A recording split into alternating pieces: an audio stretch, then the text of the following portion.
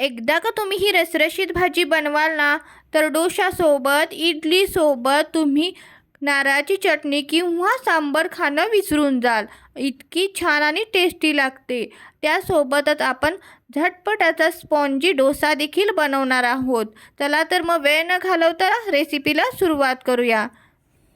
पहिल्यांदा आपण डोशाचं बॅटर बनवणार आहोत. त्यासाठी मी इथे अर्धी वाटी पोहे, अर्धी वाटी रवा आणि अर्धी वाटी दही घातलेलं आहे. तिन्ही आपण छान असं मिक्स करून घेणार आहोत. त्यानंतर यामध्ये आपण 1 वाटी पाणी घालायचं आहे किंवा गरजेनुसार पाणी घालायचं आहे. छान याला मिक्स करून याला एक 10 मिनटं रेस्ट करण्यासाठी आपण ठेवून द्यायचं आहे. मी पुन्हा थोडंसं इथे पाणी घातलेलं आहे, कारण रव्याने आपला छान असं पाणी शोषून घेतलेलं आहे.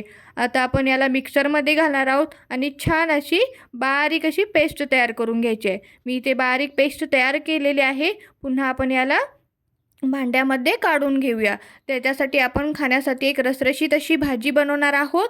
त्यासाठी कढईमध्ये जिरे, मोहरी, कढीपत्ता घालून छान अशी खमंग फोडणी तयार करायची आहे. इथे मी हिरवी मिरची घातलेली आहे आणि एक बारीक चिरलेला कांदा घातलेला आहे. कांदा छान असा भाजून घ्यायचा आहे. त्यानंतर मी इथे एक टोमॅटो घातलेला आहे. छान दोन्ही आपण भाजून घेणार आहोत. चवीपुरतं मीठ घालायचं आहे आणि थोडीसं हळद घालायचं आहे कलरसाठी. हळद घातल्याने खूप छान असा कलर येतो भाजीला.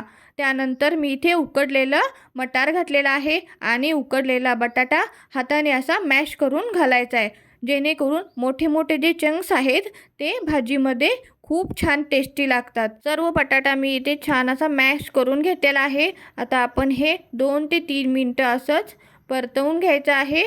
त्यानंतर मी इथे गरम पाणी घातलेलं आहे. तुम्हाला जशी भाजी हवे, पातळ किंवा जास्त घट्ट हवी असेल तर पाणी थोडंसं कमी घालायचं आहे. छान याला 2 ते 3 मिनटं आपण उकळी आणायची आहे. यामध्ये थोडीशी मी इथे कस्तुरी मेथी घातलेली आहे. छान फ्लेवर येतो कस्तुरी मेथी घातल्यानंतर.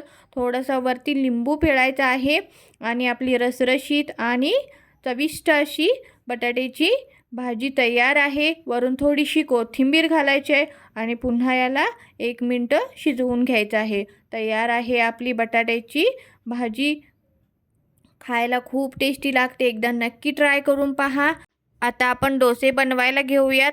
बॅटर खूप छान असं सेट झालेलं आहे. यामध्ये मी थोडंसं चवीपुरतं मीठ घातलेलं आहे आणि 1 इंची तसं खायचं सोडा घालायचा आहे. छान याला एकाच डिरेक्शनने मिक्स करून घ्यायचं आहे. जर रवा आपला खूप जास्त पाणी ॲब्झॉर्ब करून घेत असेल तर यामध्ये थोडंसं आणखी पाणी घालायचं आहे आणि व्हिडिओमध्ये दाखवल्याप्रमाणे अशा कन्सिस्टन्सीचं बॅटर तयार करून घ्यायचं आहे. मी ते पॅनला तेल लावून घेतलेलं आहे आणि थोडं थोडं बॅटर घालून याचा छान असा मीडियम साईजचा डोसा बनवून घ्यायचा आहे. खूप जास्त मोठा करायचा नाही आहे, जेणेकरून तो तुटू शकतो. दोन्ही साईडने आपण छान असं गोल्डन ब्राऊन कलर येईपर्यंत आपण याला भाजून घेणार आहोत. बघा किती छान कलर आलेला आहे. एकदा नक्की करून पहा ही रेसिपी आणि कशी वाटली कमेंट करून नक्की सांगा. व्हिडिओ आवडल्यास प्लीज चॅनलला लाईक, शेअर आणि सबस्क्राईब करायला विसरू नका, जेणेकरून माझे नवनवीन व्हिडिओज, रेसिपीज तुमच्यापर्यंत पोहोचू शकतील. आणि आपली रसरशीत अशी भाजी देखील तयार आहे आणि स्पॉन्जी असा डोसा देखील तयार आहे. तुम्ही पाहू शकता किती छान कलर आलेला आहे आणि आतून देखील किती छान अशी जाळी देखील आलेली आहे. अशाच रेसिपीजसाठी रुपालीज रेसिपी मराठी 95 चॅनेलला फॉलो करायला विसरू नका. पुन्हा भेटू अशा नवीन रेसिपीसह एका नवीन व्हिडिओमध्ये. तोपर्यंत स्वस्त रहा, मस्त रहा आणि खात रहा. चला बाय बाय.